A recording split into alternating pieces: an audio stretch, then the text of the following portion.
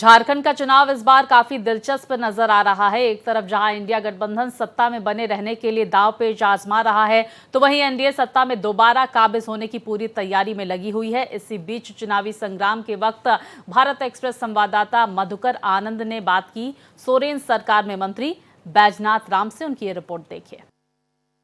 हम लातेहार विधानसभा में आए हुए हैं, जहां वर्तमान विधायक और हेमंत कैबिनेट में मंत्री स्कूली शिक्षा और मद्य निषेध मंत्री हैं बैजनाथ राम जी। वो हमारे साथ हैं और क्षेत्र की जनता के बीच लंबे समय से रहे हैं और अभी अब क्या कर रहे हैं, कैसे कर रहे हैं, क्या जनता को बता रहे हैं, जनता इनसे क्या चाह रही है, तमाम बातों पर इनसे बात करते हैं। सबसे पहले बैजनाथ जी, चुनाव का माहौल है, लंबे समय से आपकी विधायकी भी रही है, क्षेत्र में भी काम करते रहे हैं। इस चुनाव में क्या अलग है और माहौल क्या है? देखिए, चुनाव में माहौल बहुत ही स्पष्ट है। राज्य की जनता हेमंत सोरेन की जो सरकार काम की है उसका पूरा असर है और खासकर अभी के समय में मैया सम्मान योजना जो हम लोगों ने लागू किया है, सरकार ने लागू किया है, राज्य की आधी आबादी पर उसका पूरा गहरा प्रभाव है और महिलाएं ये महसूस करती हैं कि हेमंत सरकार ऐसी सरकार है जो पहली बार महिलाओं को सम्मान दिया है।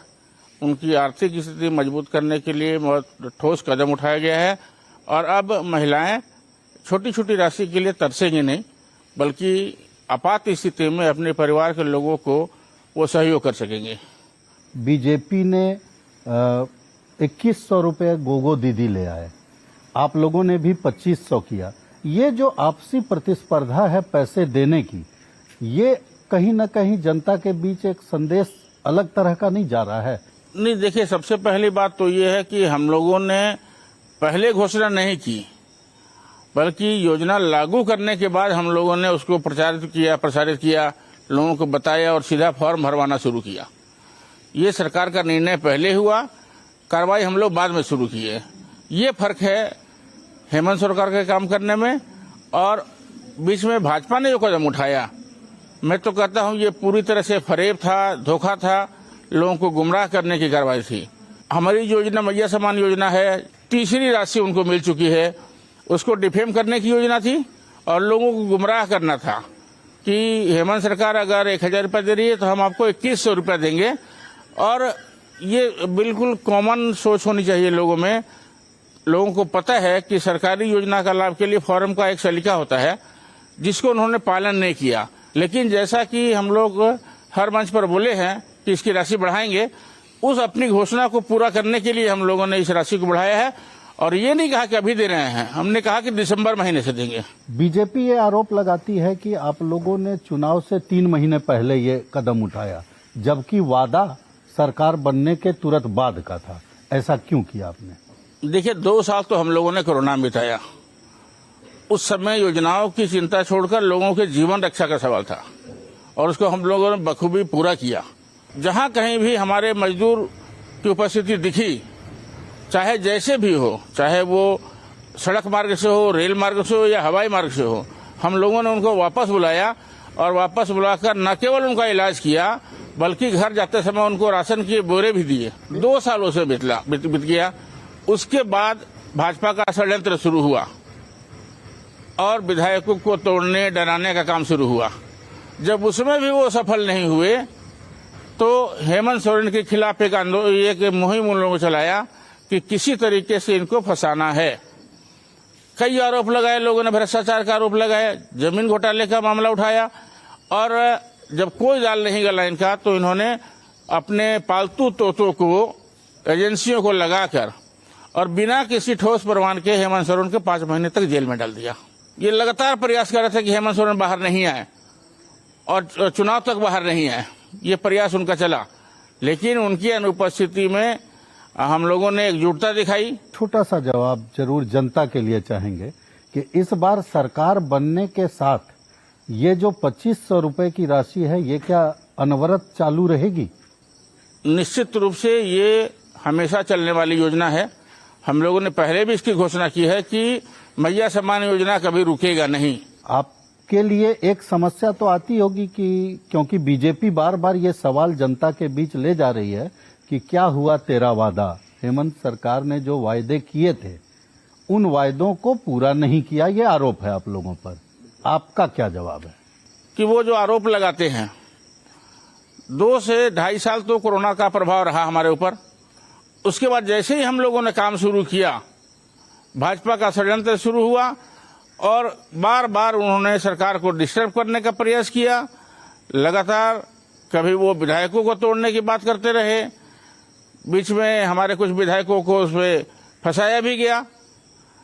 लेकिन एकजुटता हमारी रही, मजबूती से हम लोग खड़े रहे और यहाँ तक कि जब हेमंत सोरेन को अरेस्टिंग हुआ उसके बाद हम लोगों ने नेतृत्व परिवर्तन किया और राज्य में बखूबी अपनी सिलसिले को जारी रखा। हेमंत सोरेन जैसे ही जेल से बाहर आए एक नए अवतार में धड़ाधड़ हम लोगों ने लोक कल्याणकारी योजनाओं की शुरुआत की। किसानों के 2 लाख रुपए तक की ऋण माफी की। किसान त्रस्त रहे, अपने लोन के लिए लेकर छोटे छोटे लोन में उनके ऊपर पुलिसिया कार्रवाई होती थी। इन चीजों को रोकने के लिए और किसान को समृद्ध करने के लिए एक तरफ जहां हमने उनको सुविधाएं उपलब्ध कराई, 100% अनुदान पर उनको हम लोगों ने कृषि यंत्र उपलब्ध कराए। अन्य लोगों के लिए भी ये व्यवस्था लागू हुई, 40% अनुदान देकर सीधा हम लोगों ने कृषि यंत्र उपलब्ध कराए लोगों को। खाद और बीज ससमय उपलब्ध कराया, जिससे किसानों की स्थिति में सुधार हुए हैं। बावजूद उसके बहुत सारे किसान लोन के थे तो हम लोगों ने उनके 2 लाख रुपए तक का लोन माफी किया। अभी आप देख रहे होंगे पूरे राज्य में वैसी सड़कें जो 15 साल 20 साल से चलने लायक नहीं थी, जिसका कोई सूद लेने वाला नहीं था। हम लोगों ने योजनाबद्ध तरीके से उन सभी सड़कों को वोटेबल बनाने के लिए लगातार प्रयास किए और आज मैं कह सकता हूं राज्य में तो हुए, कम से कम मेरे अपने क्षेत्र में 50 ऐसे सड़कों का निर्माण हुआ या हो रहा है अभी भी, जो 15 साल 20 साल से जिनकी मरम्मती तक नहीं हुई थी। स्कूलों के भवन को जर्जर की स्थिति में देखकर सबको लगता था कि ये क्या व्यवस्था है। हम लोगों ने ये पहल की कि खासकर अपने क्षेत्र में मैं बताता हूं आपको कि 50 स्कूल हम लोगों ने भवन निर्माण कराए। उसके बाद मैं बताता हूं कि बिजली बिल 200 यूनिट तक हम लोगों ने, पहले भी हम लोगों ने 100 यूनिट किया था, लेकिन उसको बढ़ाकर हेमंत सोरेन के आने के बाद हेमंत जी ने ये तय किया कि नहीं, बिजली बिल एक समस्या है, गांव के लोगों की एक परेशानी बनती है, तो उसको हम लोग 200 यूनिट तक फ्री करेंगे। और आज राज्य में 200 यूनिट तक जिनका बिल होता है उनको फ्री ऑफ कॉस्ट विद्युत उपलब्ध कराया जा रहा है। सीता सोरेन वाले मामले को लेकर के बीजेपी लगातार आक्रामक है। क्या लगता है आपको कि ये राजनीतिक पैंतरा हो रहा है? देखिए, सबसे पहली बात तो भाजपा पास कोई मुद्दा है नहीं। वो बेवजह की बातें हर चुनाव में करते हैं। कभी वो हिंदू मुसलमान की बात करते हैं, कभी भैंस खोलने की बात करते हैं, कभी मंगलसूत्र छीनने की बात करते हैं।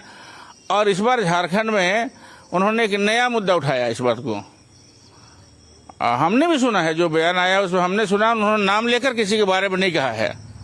उन्होंने जरूर कहा है कि आयातित लोग ज्यादा है वहां, जो दूसरे दल से लाए गए हैं, जो लोकसभा में चुनाव हार गए हैं, ऐसी चर्चा उन्होंने जरूर की है। लेकिन एक चीज है, महिलाओं का सम्मान होना ही चाहिए, चाहे वो किसी दल में हो और सामने कोई भी खड़ा हो, महिलाओं का सम्मान होना चाहिए, उसमें कहीं कोई दो राय नहीं है। और उन्होंने कहा कि अगर हमसे कोई गलती हुई है तो मैं माफी मांगता हूं। झारखंड के विधानसभा चुनाव में मुद्दों की बात करें तो बांग्लादेशी घुसपैठ और आदिवासी आबादी के कम होने का जो मामला है वो बीजेपी ने काफी हद तक सेट करने की कोशिश की है। अब कितना सेट हो पाया है ये तो चुनाव का परिणाम बताएगा, लेकिन वो मुद्दा कितना परेशान कर रहा है ये बैजनाथ जी बताएंगे। बैजनाथ जी, कितना चूंकि आदिवासी आबादी के बीच आप भी जा रहे हैं। कोई परेशानी नहीं है, ये मुद्दा हम लोग को कहीं से परेशान नहीं कर रहा है। और लातेहार में तो अच्छी खासी आबादी है आदिवासियों की, लेकिन उसका कोई चर्चा भी नहीं करता यहाँ। और सबसे पहली बात कि ये जो मुद्दा उठा रहे हैं लोग, वो अपनी कमजोरी छुपाने का प्रयास कर रहे हैं। मैं उनसे पूछना चाहता हूँ कि झारखंड की जो भौगोलिक स्थिति है बताएं भाजपा के लोग कि झारखंड की सीमा जो है वो किस अंतर्राष्ट्रीय सीमा से टच करती है। अगर कोई घुसपैठ हुआ राज्य के अंदर, देश के अंदर कोई घुसपैठ हुआ, तो इसके लिए सीधे तौर पर भारतीय जनता पार्टी की केंद्र में बैठी हुई सरकार जवाबदेह है, क्योंकि सीमा सुरक्षा का दायित्व भारत सरकार के पास है, न कि झारखंड सरकार के पास। मैं ये समझ रहा हूँ राज्य की जो स्थिति है उसमें राज्य की जनता पर इस घुसपैठ के इशू पर का कोई प्रभाव नहीं पड़ रहा।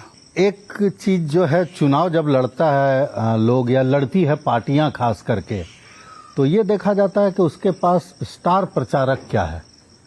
अब बीजेपी वालों के पास मोदी हैं, शाह हैं, मोदी जी, शाह जी, नड्डा जी और ऐसे कितने लोग हैं। जेएमएम के पास क्या है? एक चीज मैं बताता हूँ कि जैसे प्रवासी पक्षी जाड़े के दिन में साइबेरिया से लोग उड़कर आते हैं, कुछ समय यहाँ बिताते हैं और यहाँ पर एक तरह से कहिए कि उधर चूंकि बहुत ज़्यादा ठंड पड़ती है तो उस समय यहाँ पक्षी आ जाते हैं, यहाँ आराम से जीवन जीते हैं, फिर वापस चले जाते हैं, फिर साल भर उनका दर्शन नहीं होता है।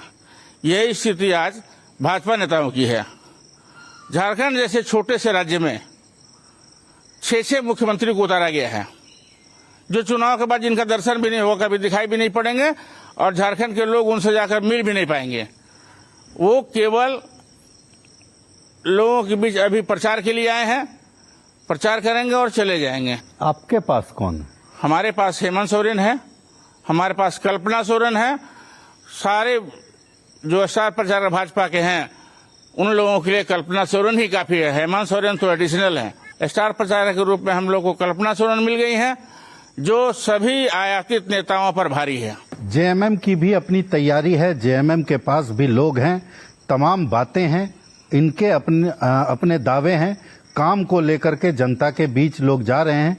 हर विधानसभा में हम भी जा रहे हैं, विधायकों का मन टटोल रहे हैं, विधायक बनने वालों का मन टटोल रहे हैं और जनता का मन टटोल रहे हैं।